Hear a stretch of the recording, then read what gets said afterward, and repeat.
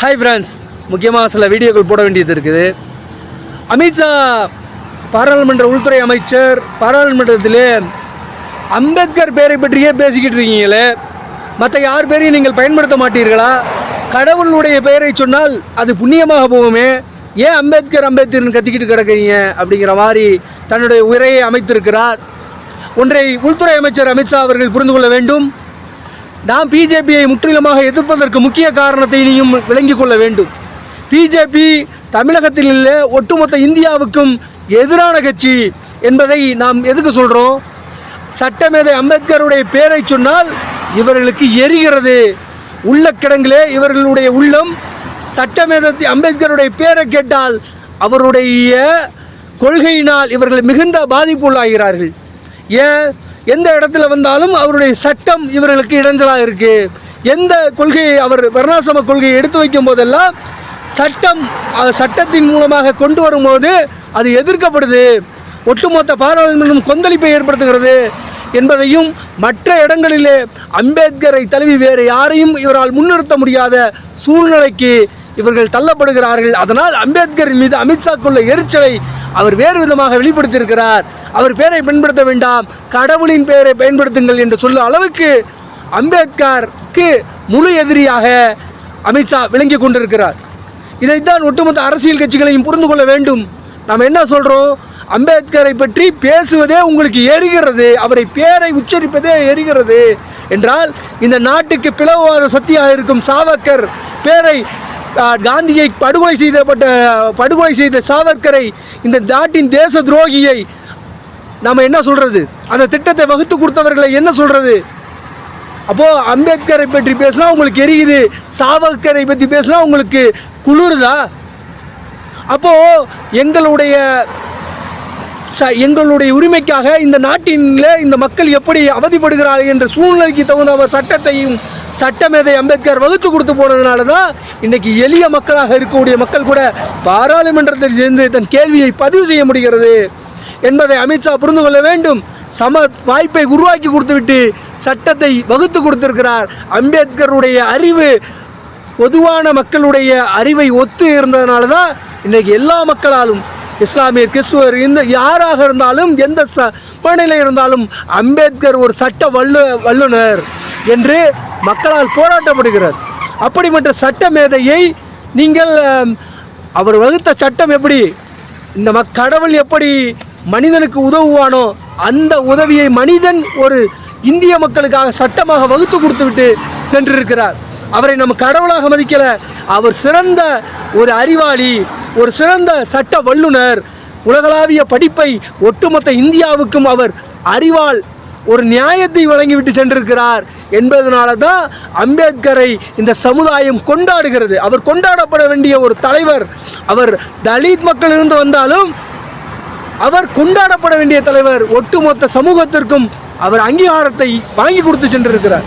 அது இஸ்லாமியர்களோ யாராக இருந்தாலும் ஏற்றத்தாழ்வு இல்லாமல் மனிதனாக மதிக்கப்பட வேண்டும் என்பதிலே அம்பேத்கர் தெளிவாக இருந்திருக்கிறார். அமித்ஷா, நீங்கள் புரிந்து கொள்ள வேண்டும்.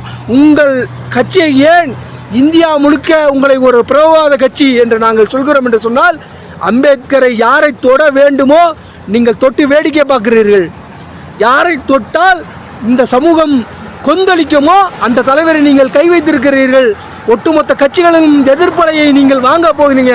தொடர்ந்து உங்களுக்கு இறகு முகம்தான். சென்ற தேர்தலில் நீங்கள் நினச்சிங்க 400 சீட்டு வந்துடும், நாம் வெற்றியை கொண்டாடலாம், அடுத்த நாட்டையே நம் கைக்குள்ளே கொண்டு வரலாம் அப்படின்னு. இந்திய ஜனநாயகத்தின் மீது உங்களுக்கு சரியான பார்வை இல்லை. இந்தியா ஒரு ஜனநாயக நாடு என்பதை நீங்கள் மறந்தீர்கள். இன்றைக்கு உங்களுடைய நிலை என்ன? தொங்கிக் கொண்டிருக்கிறீர்கள், அடுத்தவர்கள் காலை பிடித்து ஆட்சியை நடத்தி கொண்டிருக்கிறீர்கள். இப்படிப்பட்ட சூழ்நிலையை சட்டமேதை அம்பேத்கரின் பெயரை பயன்படுத்தினால் உங்கள் சீட்டு இன்னும் குறையும்.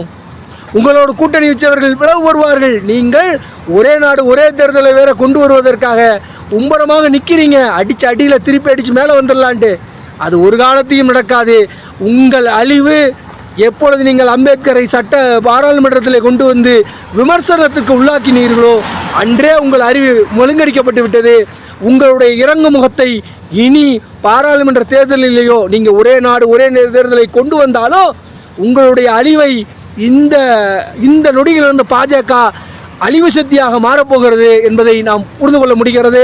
அமித்ஷா வாயினால் எழுங்க போகும் இந்த சர்ச்சை பாஜகவுக்கு முடிவு கட்டப் போகிறது என்பதை தான் எதிர்காலத்தில் நம்ம பார்க்க இருக்கிறோம். இன்றைக்கு அவர்கள் எதை வேணாலும் பேசிடலாம் அப்படின்னு அதிகார பலத்தோடு இருந்தப்ப ஆணவ பேச்சு இருந்துச்சு. இன்றைக்கு அது குறைந்திருக்கிறது. அடுத்த தேர்தலில் உங்கள் ஆணவ பேச்சு, உங்களுடைய தேர்தல் பேச்சுக்கள் அனைத்தும் குறையும். நீங்கள் எதெல்லாம் கொண்டு வந்து நிப்பாட்டிங்களோ அதெல்லாம் காணா போச்சு. இன்றைக்கு அம்பேத்கர் மீது நீங்கள் ஒரு சட்ட மேதையின் மீது தேவையில்லாத தாக்குதலை ஏற்படுத்தி இருக்கிறீங்க. எதிர்கட்சிகள் அனைவரும் ஓரிணைகிறாங்க. அந்த இணைவு இன்னும் பலமாகும். உங்களுக்கான எதிரான ஓட்டுக்கள் இனி வேகமாக வெடுக்கும். அவங்க ஆளுங்கட்சியாக மாறுவார்கள் என்ற நம்பிக்கை இருக்கிறது. தொடர்ந்து நீங்கள் உங்களுடைய பயணத்தை மாற்றிக்கொள்ளாவிட்டால் அழிவு சக்தியாக கீழே விழுவீர்கள். நீங்கள் பாராளுமன்ற தேர்தலில் தொடர்ந்து தோல்வியை சந்திப்பீர்கள் என்பதில் எந்த மாற்றம் கருத்தும் இல்லை. அழிவு சக்தியாக பாஜக மாறப்போகிறது. இனிவரும் தேர்தலில் இறங்கு முகத்தை மட்டுமே பாஜக சந்திக்கும் என்பதில் எந்த மாற்று கருத்தும் இல்லை. உள்துறை அமித்ஷா வாயினால் பாஜக அழிவை ஏற்படுத்தியிருக்கிறார். அம்பேத்கர் தொட்டது ஒரு சாதாரண மனிதரை அல்ல, மிகுந்த அறிவாளியான சட்ட வல்லுநரையும் இந்தியாவே உலகமே கொண்டாடும் ஒரு தலைவனை நீங்கள் கை வைத்திருக்கிறீர்கள். அவரை தேவையில்லாத பேச்சினால் சீண்டி இருக்கிறீர்கள். உங்களுக்கு என்ன, அம்பேத்கரை பேசினால் உங்களுக்கு என்ன எரியுது? ஏன், அவர் வர்ணாசிரம கொள்கைக்கு எதிரானவர் என்பதனால் உங்களுக்கு எரியுது. அவரை பார்த்தால் அவரால் உங்களுடைய கொள்கை குலத்தொழிலை நிலைநிறுத்த முடியல, வர்ணாசிரம பிரிவின்பால் மக்களை நம்ம பிளவுபடுத்த முடியல என்கின்ற எரிச்சல் உங்களுக்கு வருது. அவர் பேரை கேட்டால் உங்களுக்கு வயிறு எரியுது, உள்கடங்கு கொதிக்குது. அதனால்தான் அமித்ஷா இன்றைக்கு இப்படி பேசியிருக்கிறார். இதை மாற்றிக்கொள்ளாவிட்டால் பாஜக எல்லா தொகுதிகளிலும் மண்ணை கவ்வும். தொடர்ந்து மக்கள் அவர்களை பார்த்து கொண்டிருக்கிறார்கள். ஜனநாயக நாட்டில் ஒரு மக்கள் எப்படி இருப்பார்கள் என்பதற்கு சென்ற தேர்தலில் நீங்கள் பட்ட அடி, நீங்கள் வாங்கின உதை உங்களுக்கு பாடம் புகட்டுன்னு நினச்சா திரும்பியும் எழுந்து வருவோம், நாங்கள் இப்படி தான் இருப்போம் என்றால் உங்களை மண்ணை கவ்வார்கள் என்பதிலே மாற்று கருத்தில்லை. எங்கள் அம்பேத்கரை நீங்கள் கேவலப்படுத்தினால், எங்கள் கொள்கை சார்ந்த அம்பேத்கரை நீங்கள் இப்படி செய்தால் உங்களுடைய நிகழ்வு எப்படி இருக்கும் என்பதை நாம் பார்க்க இருக்கிறோம். வேடிக்கை பார்ப்போம். எதிர்காலத்திலே பாராளுமன்றத்தில் வரும்போது அமித்ஷா சொந்த தொகுதியிலே மண்ணை கவ்வார் என்பதை மாற்று கருத்தில் பாஜக ஒட்டுமொத்த இந்தியாவிலிருந்து விலக வேண்டும். பாஜக என்ற கட்சி ஒரு பிளவுவாத கட்சி என்பதை புரிந்து கொள்ள வேண்டிய மக்கள் இருக்கிறார்கள். தமிழகமும் கேரளா போன்ற மக்கள் எல்லாம் தெளிவாக இருக்கிறார்கள்.